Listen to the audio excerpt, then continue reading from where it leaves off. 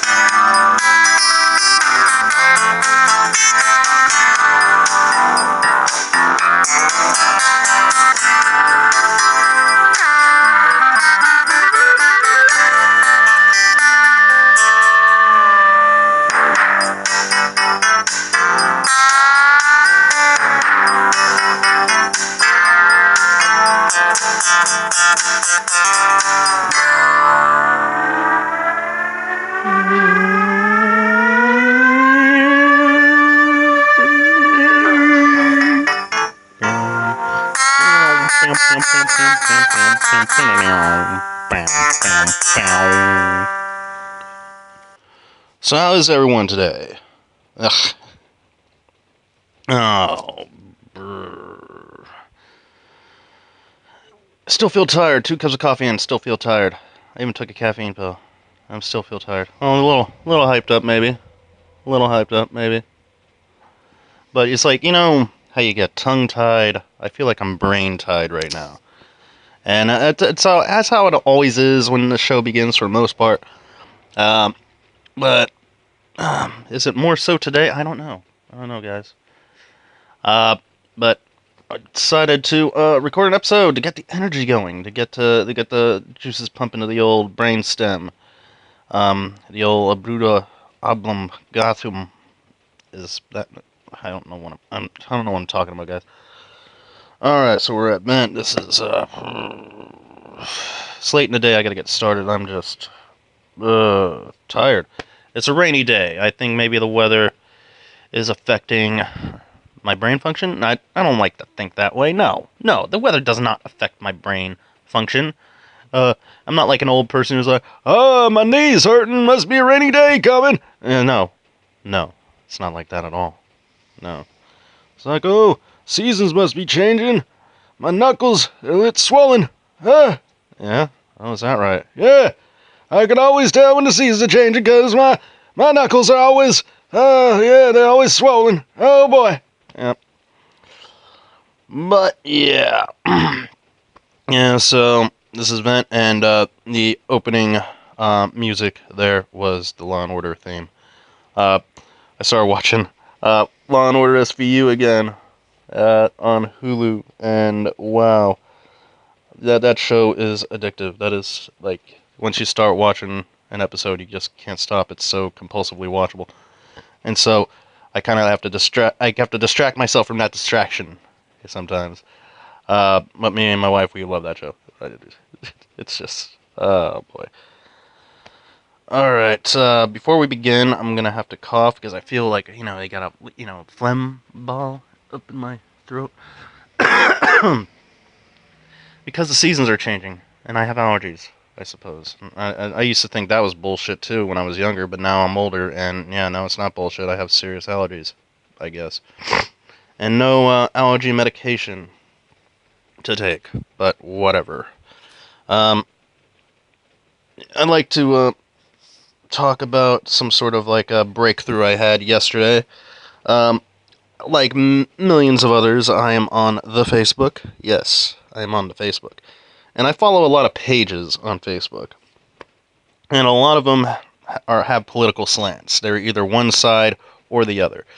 And I like to follow, all of that, so I have like an even-handed source of news. So I could come up with, you see one side's argument, you see the other side's argument, come up with your own little little opinion of your own, your nice little opinion that you love and that you believe. And, you know, so if you ever get into a debate with someone about their political beliefs, you could tell them, set them straight, saying like, I believe this because of this, and they'll change their mind because that's how debate works, right? No, that's not how it works at all.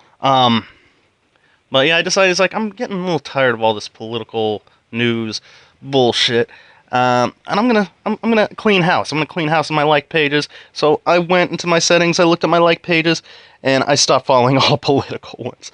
Let's see. I follow Donald Trump. Stop following him. I follow Hillary Clinton. Stop following her. Follow Bernie Sanders. Stop following him.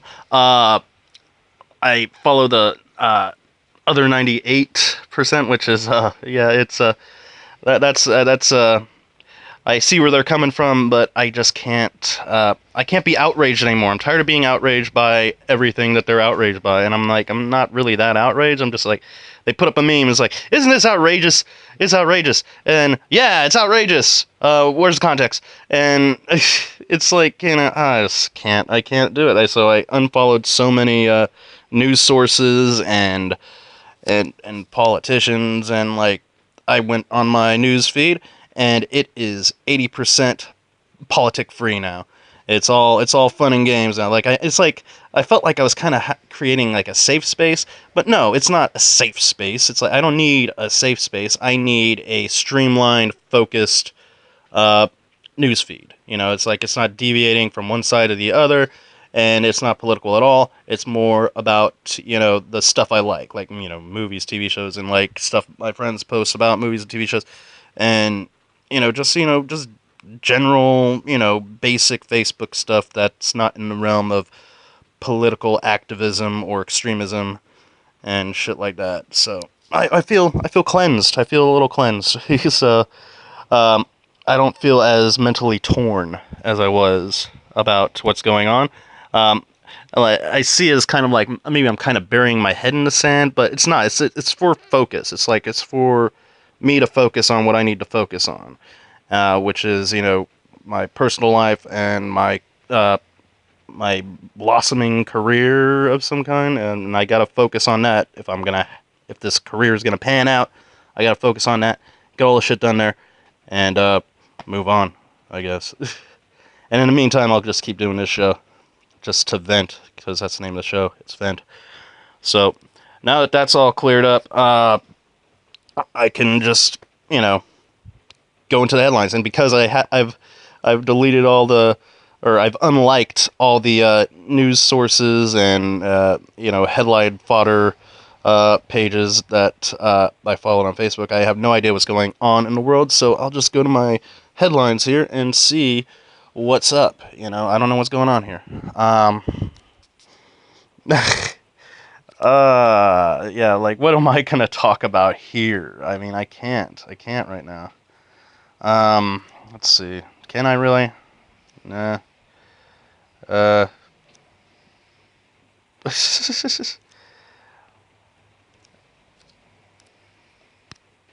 see. Alright. Yeah, sorry for the dead air, guys. I'm trying to process some of the shit I'm looking at. Alright.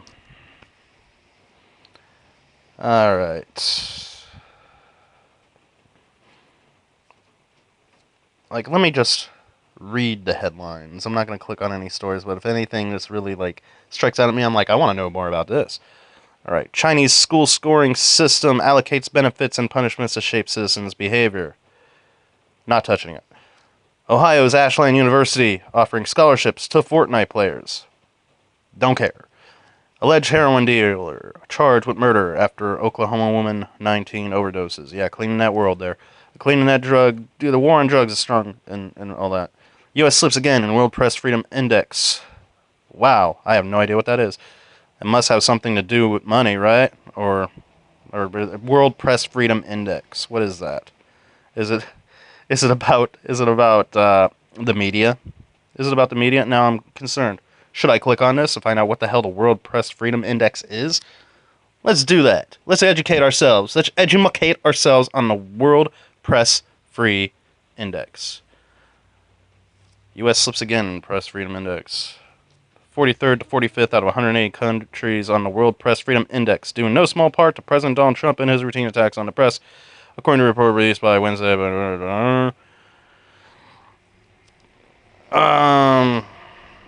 Oh God, no, we're not doing this. We're not reading this because it's all about Trump's attack on the media. It's like, it's all an angle. I mean, it's all like, okay. It's like you're trying, I mean, and based on, the way I've reacted, it's like, it's pretty much the same. Like, I'm not gonna obliterate news from my mind. It's just, I just don't want to run into it accidentally. It's like, I want to go there, find the news when I want it. I just don't want to run into it on my fucking Facebook feed. Facebook's supposed to be fun. I'm gonna make it fun now, But when I really want to know the news, I'll just, I'll go look at the news. But yeah, so apparently, yeah, this isn't about money. It's about media and the fact that no one trusts the media anymore. And I think if you're a responsible individual, you wouldn't trust anything anyone says, including the government and the press to a certain extent, because there's a lot of journalists out there who have what they call integrity. And if they bullshit their way through, what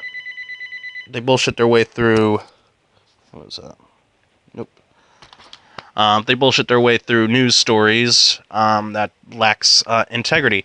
However, if someone who is in charge of the news organization in question, who is not a journalist and is only concerned with profits and all that jazz, that's when the press kind of gets muddled. Maybe.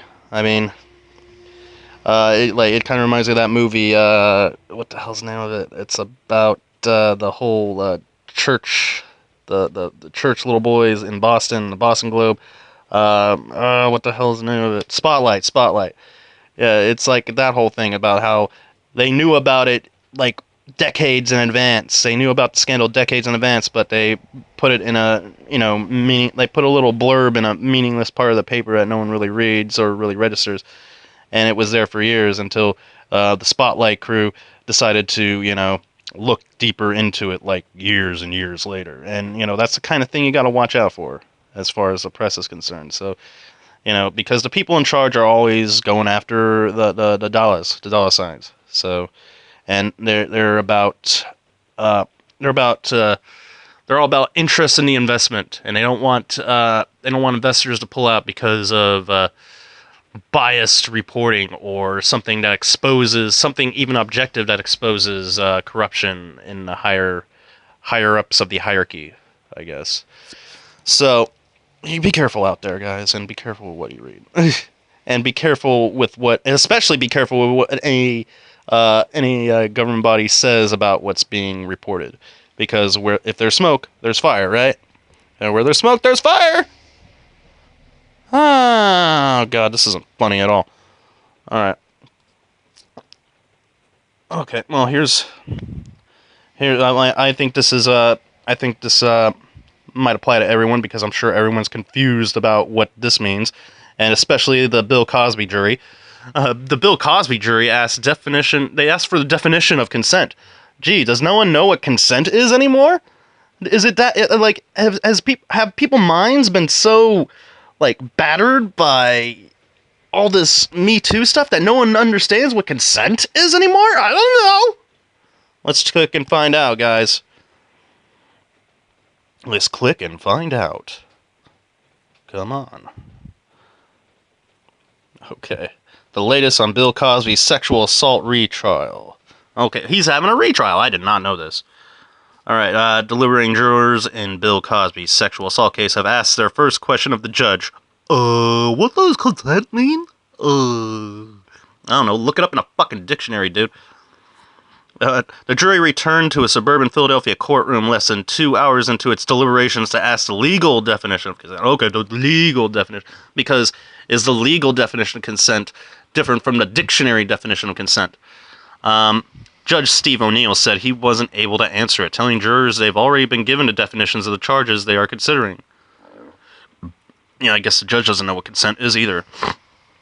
Prosecutors say the 80-year-old comedian drugged and molested a woman at a suburban Philadelphia home in 2004. And how old was he then? That would make him... So he's 80 years old now. And so 2004, that was 14 years ago, so he was 66 at the time. And, I mean, I'm halfway to 66 myself. I'm 33. So, I don't even, I barely have the energy to do anything, like where do you get the stamina when you're 66 years old? And, what, you're gonna drug a girl and let her pass out and you're gonna fuck her? And you're 66? Okay. That's sick. But where do you get the stamina from? Bill, where'd you get the stamina from? I don't know. Alright, his lawyers say Cosby's encounter with Andrea Costand was consensual. The defense says Costand falsely accused Cosby so she could file suit against him. Cosby could stand nearly $3.4 million in 2006. Cosby's first trial ended without a verdict after jurors deadlocked. Oh, this is going to end the same way, I suspect. The Associated Press doesn't typically identify people who say they're the victims of sexual assault unless they grant permission, which Costand has done. Alright. Apparently this is a timeline of events. 11:10 a.m. A jury has started deliberating the fate of Bill Cosby in his sexual assault retrial. The jurors began to work late Wednesday morning after getting instructions from the judge. Cosby is charged with 3 counts of aggravated indecent assault. Each count carries a maximum sentence of 10 years in prison. So that's 30 years in prison. Will Cosby last that long at 80 years old? Prosecutors say the 80-year-old comedian drugged and molested a woman at a suburban village. I said that already. Okay. Alright, that's like, alright, this is just repetitive nonsense. But, well, if the jury doesn't understand what the term consent means, then you're looking at another deadlock. I mean, let's look up the definition of consent on Google here. Let's give it a... Okay. Excuse me, I got a cough again. Come on. Okay. Now I'm going to go to Google here, and I'm going to type in consent definition.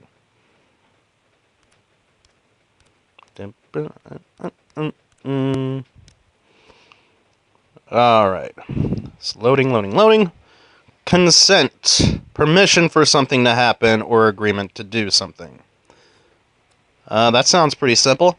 So if she said it was cool, then it was cool. But she paid this person, Cosby paid this person $3 million in 2006, 2 years after the fact. I mean,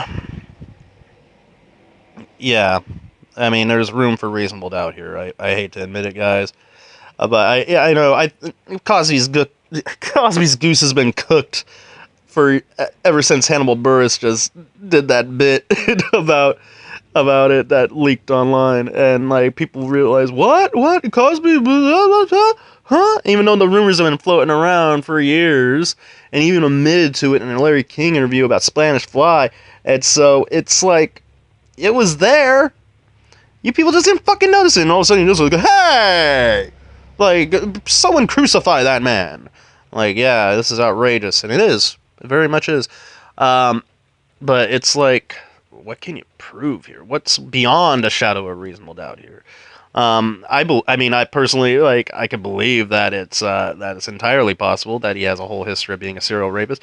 But just because I believe it doesn't mean I can prove it. It's kind of like the existence of God.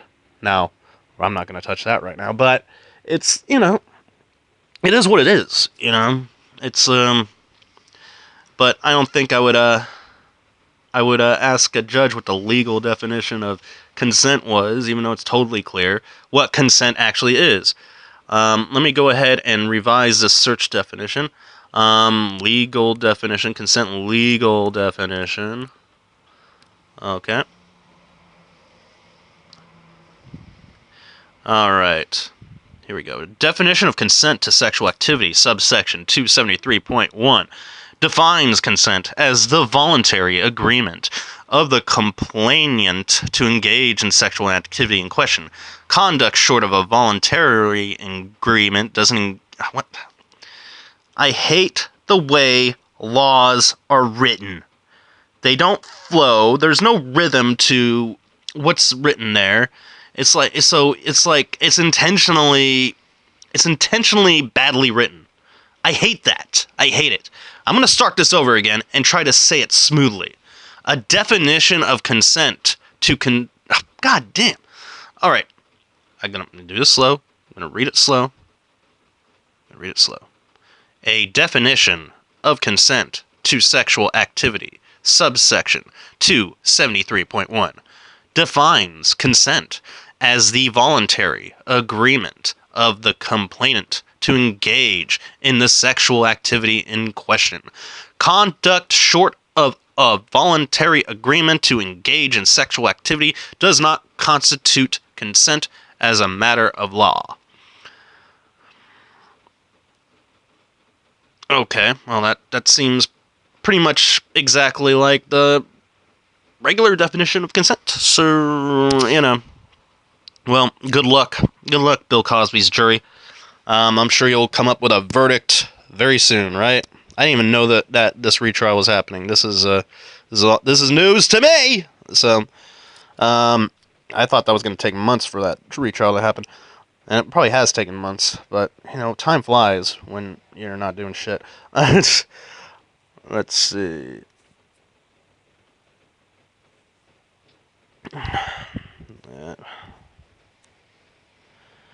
Man, these headlines are putting me to sleep. So let's talk about something else here. Let's look at movie news, guys. Let's get out of this depressing wormhole that we're in, and look at the movie news. Let's see if there's anything new here. Yeah, see if there's anything cool.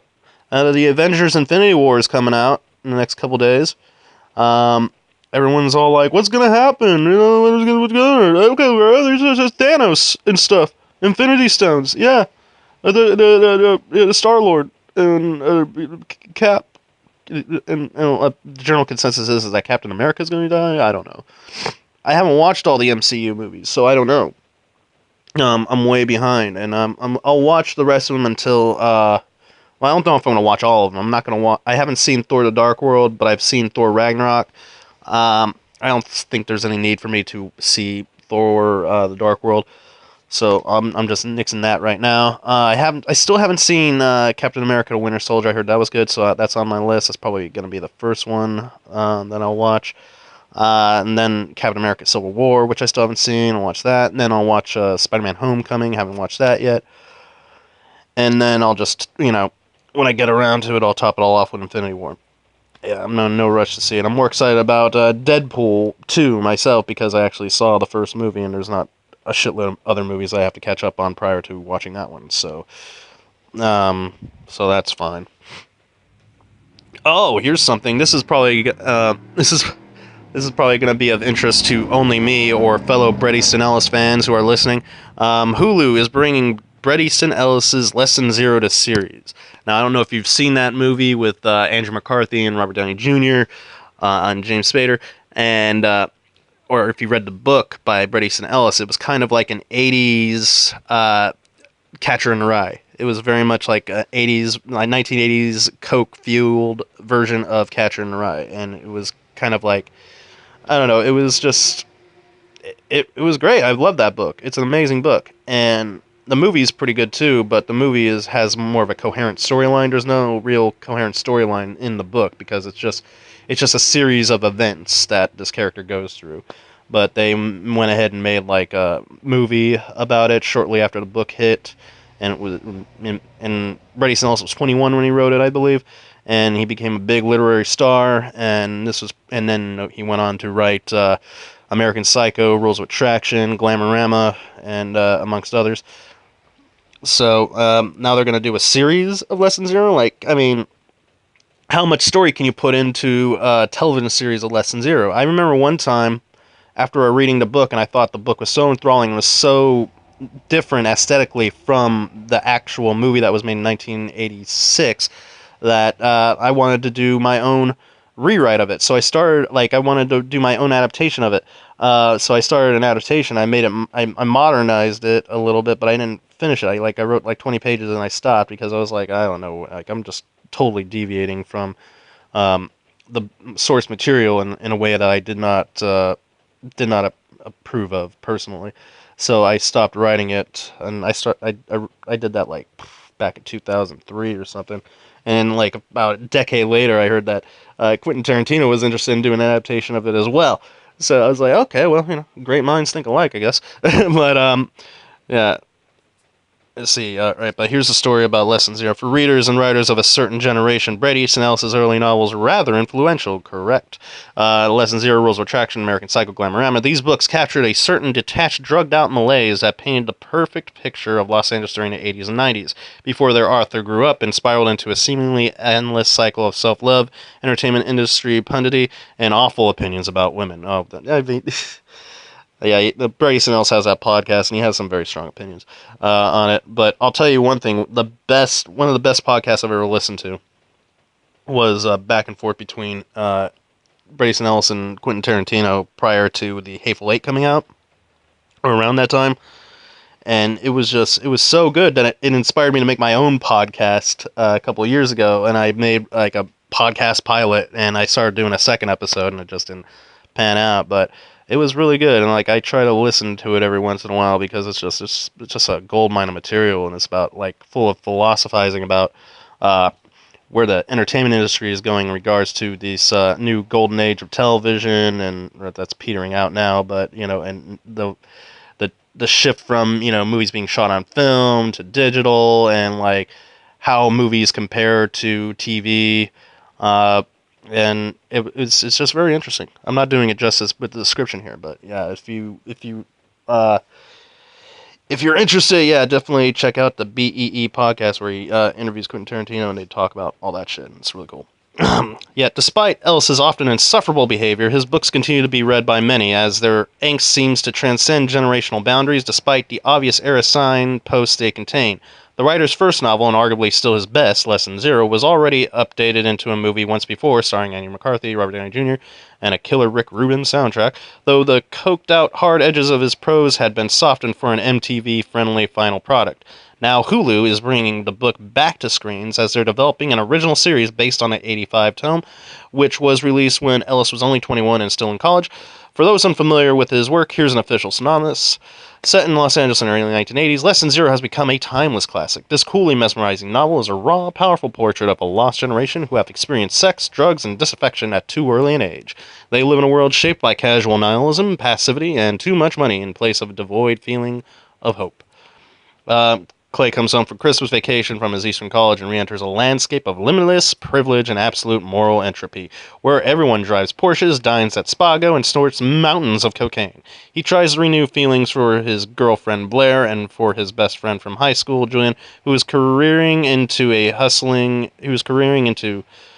hustling and heroin. Clay's holiday turns into a dizzying spiral of desperation that takes him through the relentless parties in glitzy mansions, seedy bars, and underground rock clubs, and also into the seamy world of L.A. after dark. That implies male prostitution. Ellis is actually helping adapt the book himself, along with screenwriter Craig Wright, who penned episodes for both 1600 and Lost. Where's my offer? I could write a couple episodes of that shit. I started writing an adaptation 15 years ago. Come on! While Fox 21 Studios is helping usher the project along, this isn't the first time Ellis has worked in the episodic format, having helmed the VOD softcore show The Deleted, and obviously not his first go as a screenwriter, Ahem, The Canyons, which I never watched. I think I downloaded it a few years back and never watched it. That's the one with Lindsay Lohan and someone else. I don't remember who. It didn't set the world on fire, obviously. No one remembers it. The simple questions still remain. What the hell does a new Lesson Zero look like? Is it a period piece? Is it updated for modern day? Will all the risque sexuality and drug use remain intact? Of course it's going to. It's Hulu. One would assume so, given it's airing on Hulu. It's like I'm writing this article before I read it. But details are sparse thus far. We'll keep you updated as we move along. Alright, well, that's cool. That's cool. I like it. I like that stuff. Good stuff, guys. Good stuff.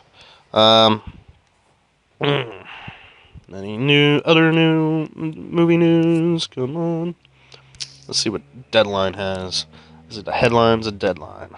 That previous, I like it even matters where I was reading that article. I was on Birth Movies Death for that previous article, guys.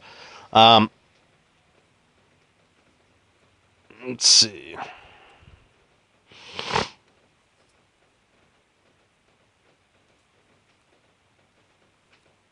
Yeah, this is all industry economics, man, and like, man, I know my way around that kind of stuff, but still, it's like to talk about it out loud. It's just because industry economics is it's like in the entertainment industry, it's a monster. You don't know where the money's going, where it's what it's going to, but if you look deeper into it, you can see where it all goes and how this whole Hollywood accounting thing works.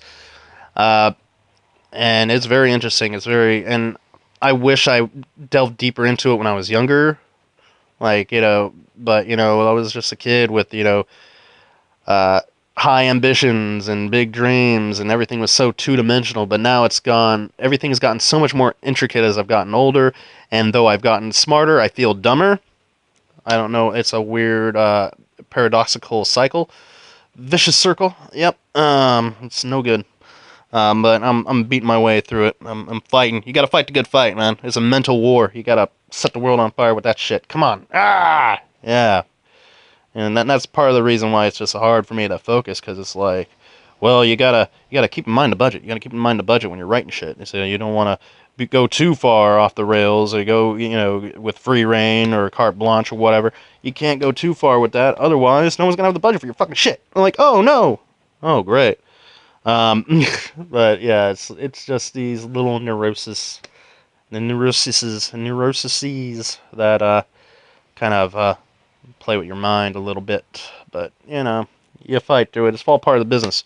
Like no one's a success in the industry overnight. It takes years of being nothing, and a lot of hard work, a lot of waiting. Hurry up and wait. Hurry up and wait. It's like all that. It's all that and more. And the thing is, the one rule is you have to have fun while doing it. And if I can't follow that rule, can't do it. So my job is to have fun. My job is to have fun. Otherwise, the work's gonna be absolute piss. So if I'm not having fun while I'm writing, then the work's just gonna be asinine. It's gonna be ass-inine. Just terrible. Alright. Yeah, there's nothing really that's striking out at me about on Deadline here, but we're reaching the end of the show anyway. Let's see if there's any new headlines. Oh, here, yeah, I'll talk about this. This has been making rounds. This stupid idiot, this stupid fucking kid with his little promposal. How they always have the promposals, and they go online, they post, like, this dumb piece of shit. This little dumb, stupid kid. I'm not trying to label anyone, but what he did was stupid. He's like, he held up a sign, his little white kid, he held up a sign, and it says, if I was black, I'd be picking cotton, but I'm white, so I'm picking you for prom. That isn't even a clever poem.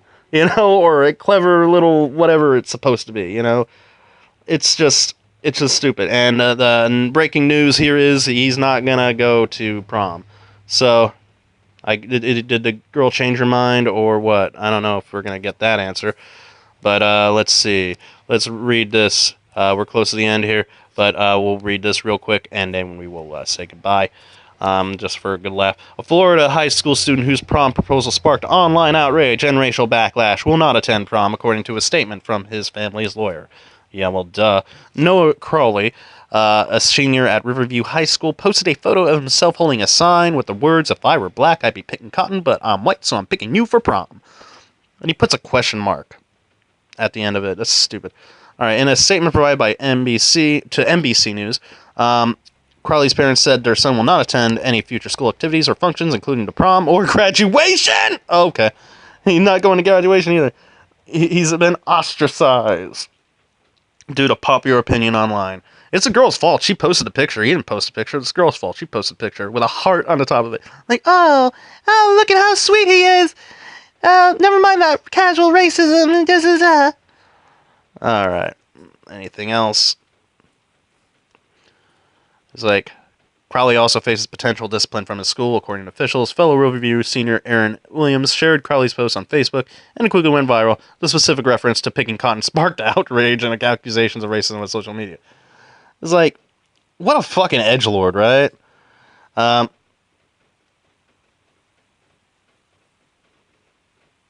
Let's see. Oh, so it wasn't the girl that... Oh, okay, so... Alright, so a black student who went to the school saw it, and then she shared it, and then it just sparked outrage. Sarasota County, like, she said, Williams, who is African-American, told NBC affiliate WFLA that Crowley may have intended it to be funny, but that it wasn't a joke to her. Of course not. Sarasota County School District Communications Director Tracy Beaker told NBC News Tuesday Crowley made an error in judgment and he has apologized for the post.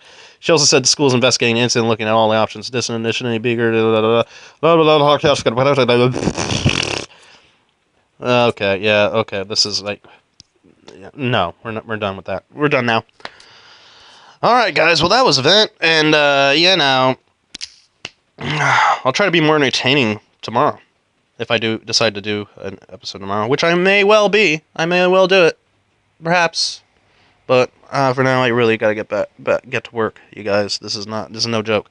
But you know, I appreciate everything. And I hope you guys take it easy. And let me find some cool music here to you know, end the show here. All right. So, goodbye, guys. I'll see you tomorrow, maybe.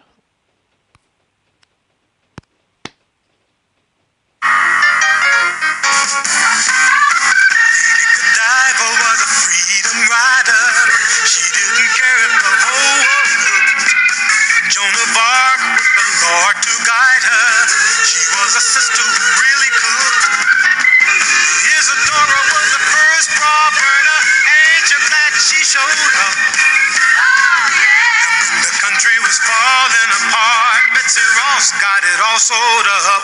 And then there's Maud. And then there's Maud. And then there's Maud. And then there's Maud. And then there's Maud. And then there's Maud. That uncompromising, enterprising, anything but tranquilizing. Right on, Maud.